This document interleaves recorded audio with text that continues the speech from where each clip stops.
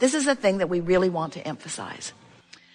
When you care about how you feel, your vortex will affect, it will cause, it will facilitate a manifestation that is seeable, hearable, smellable, tasteable, touchable. In other words, the manifestation hot on the heels of your alignment that you feel at first.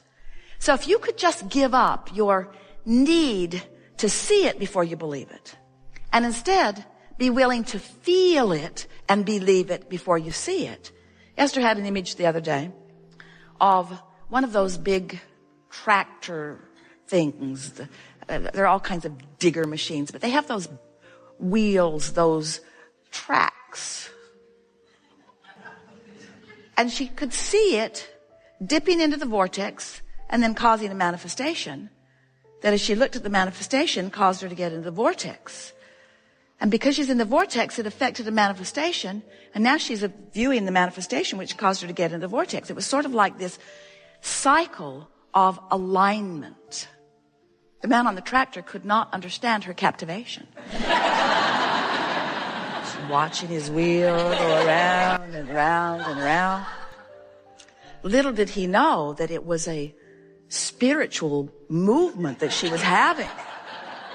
Just understanding, because she's beginning to notice in a very powerful way that however she is feeling is affecting manifestation fast. Fast. What you feel affects manifestation fast. So if you're noticing something unwanted and feeling around it, it's affecting more manifestation fast. And you say, well, things aren't so good. Things could be a lot better. I don't like that, and I don't like that, and I don't like that, and I don't like that. And the universe says, well, then you're not going to like this, and you're not going to like this, and you're not going to like this, and you're not going to like this. And you say, right, I don't like that, and I don't like that, and I don't like that. I should call somebody. I should call somebody and ask them how they would like that, and that, and that, and that, and that. Because maybe if I drag someone else into my chain of pain, they'll take some of it and go off and bury it somewhere. And we say, no, that isn't the way it works.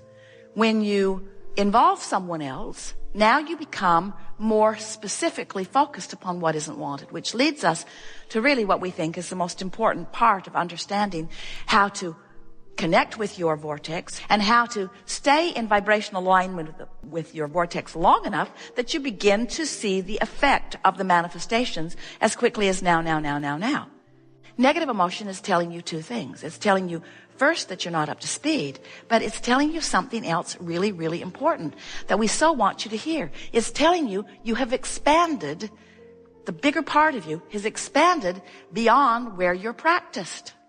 Don't you like knowing that? I have expanded beyond what I have learned to allow.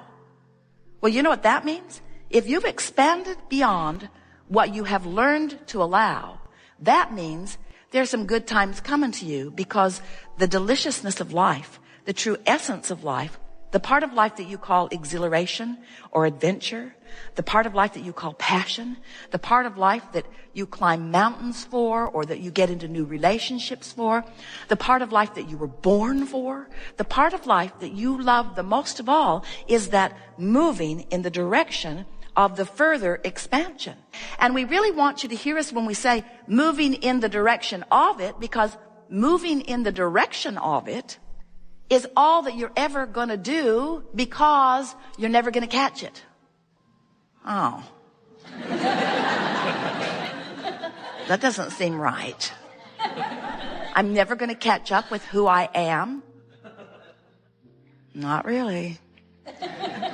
Because there will always be more that will cause you to expand. And so, do you understand that the vibration of a question and the vibration of an answer are different frequencies? But the answer is born from the question. Do you understand that the frequency, the vibrational frequency of a solution is different than the frequency of the problem? But they are tied together in this vibrational wave. In other words, they are equal parts of the same concept. It's why humans talk about duality.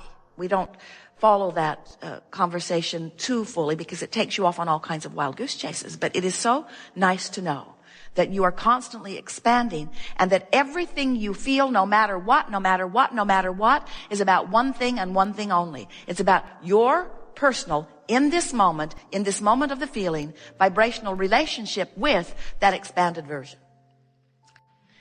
We are eager to talk with you about anything that is important to you. There is nothing off limits. There is no order of business in the sense that you don't need to orchestrate it. But there is an order of business in the sense that this gathering has gathered before you dragged your physical bodies here. In other words, you got this vortex going on, and we've been hanging around in it, and we know who you really are and what you really want. And so, as we're moving forward today, it is our knowing, and we want it to be your expectation, that whatever you've been pondering, whatever you've been focused upon, whatever it is you want to know, no matter how specifically you want to know it or how generally you've been focused upon it, to the degree that you have been wanting it and to the degree that you are vibrationally in alignment with it, you're going to get it here today. And everything that we've been saying in this little bit of time that we've spent together has been in vibrational preparation so that you are in a better place of more likely receiving the answers to the questions than you were when you first walked in the door. In other words, as we've been talking about this vortex from inside your vortex and you've been listening, you've come into vibrational alignment for the most part with who you really are. And so as this day unfolds, you're going to feel really, really smart. You're going to catch the subtle nuances that we offer. We're going to hatch new ideas today that have never been understood until all of the universe. We are on the leading edge, expanding, you see. And you're going to be right up to speed with it. And when you get home and back into your reality, people are going to say, what did you learn? And you're going to say, well, it was really, really good, but I can't explain it to you now. And part of the reason that you will not be able to explain it, maybe you will, but may not be able to explain it to them as fully as you're feeling it here today, is because you're going to come into alignment with who you really are, and the true knowledge of all that you are is going to be yours. We want you to taste the fullness of who you really are, in your brilliance, in your clarity, in your love, in your power of deliberate creation, you see. So, if you can come to the place where you savor the problem as deliberately and deliciously as you savor the solution, now you're rocking and rolling. Because you can't have a solution without a problem, and you can't have expansion without asking, and you can't ask without contrast, and you can't be alive without that. You can't be here in this physical format without life causing you to know more clearly all day, every day, what you would prefer. So you got that, didn't you? Sometimes over the years, Esther has said, as she's standing in a place not feeling so good, and as she's been listening to us long enough to know that the worse she feels, the better we feel. What's up with that? If you were really a non-physical entity that was worth its salt, you'd have empathy for me and you'd come over here and comfort me. And we say, that's the thing that you gotta understand and accept and come to adore about your inner being. Your inner being takes the expansion and holds that place marker for you so that you can come into vibrational frequency with it. That's what guidance system is. Esther would say from time to time, Abraham, I think you should come over here and complain with me because you know I'm right. You know I'm justified in this complaint. And we say to Esther, we're not coming. Come over here. No, you come over here. Come over here. No, you come over here. And of course, through the years, she's discovered we never come. So what we want you to understand is that when you have anything going on that is not wanted, whether it is mild or severe, that the more specific you are, the more severe it becomes. And that the answer to breaking that pattern is to not try to jump into the pure positive because you can't, but to get general. And we're talking generally negative. So as you begin speaking generally negative instead of specifically negative, then this spiral that's got a grip on you begins to lose its grip. And you begin noticing right away by the feedback that comes back to you. Two kinds of feedback coming to you: emotional feedback and manifestational feedback. We really want you to think of manifestational feedback as the best friend that you've ever had, because what manifests is reflecting where you are. What manifests is reflecting what you are creating. What you are creating. What you are creating. Not what happened to you. Not what happened to somebody else. What you are creating. What you are creating. What you are creating. What you are creating. It would be like driving down the freeway. Esther does it frequently. And those little bumps on the side of the road that quite often awaken Jerry from his nap, because he knows that something could be going terribly wrong when he hears those bumps on the side of the road. And it would be like just completely ignoring the side of the road. Oh, I know it says don't enter, that it's one-way traffic coming the other way, but what the heck? Odds are I'll do all right. I'm alert. And we say, you just don't want to play with fire like that. When negative emotion is present, it's letting you know that you have entered a minefield where the likelihood of you observing more things that are going to hold you and cause you to be more specific is very great. So you were following us earlier when we were talking about the problem creates an equivalent solution. You follow that? But they are different frequencies. So if you're fixated on the problem, you don't have access to the solution. Not right now anyway. So the more you focus upon any problem, the more detailed it becomes. In other words, you get focused up on a problem and it comes from every direction. Have you noticed?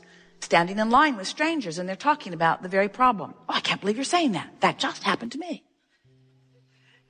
So as you are focused with greater and greater detail upon the problem begins to gain more momentum. Now, it's a wonderful thing. It's also causing the solution to gain more momentum, but you're not a vibrational match to the solution, so the crevasse, the gap between where you are and who you really are gets wider and wider, and you feel worse and worse.